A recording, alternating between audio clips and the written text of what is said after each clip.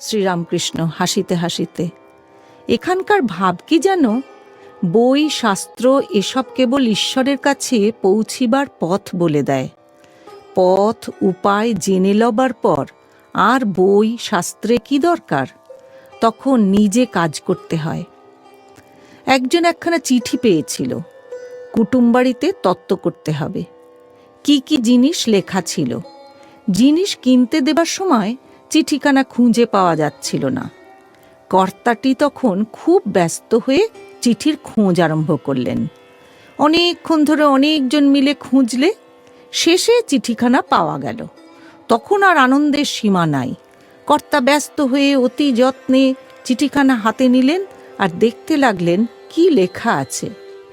লেখা এই, 5 সের সন্দেশ পাঠাইবে, একখানা কাপড় পাঠাইবে, আরও কত কি। তখন আর চিঠির দরকার নাই। চিঠি ফেলে দিয়ে সন্দেশ আর কাপড়ের আর অন্যান্য জিনিসের চেষ্টায় বেরুলেন। চিঠির দরকার কতক্ষণ? যতক্ষণ সন্দেশ কাপড় ইত্যাদির বিষয় না জানা যায়, তারপরই পাবার চেষ্টা। শাস্ত্রে তাঁকে পাবার উপায়ের কথা পাবে, কিন্তু খবর সব জেনে কর্ম আরম্ভ করতে হয়, তবে তো বস্তু লাভ।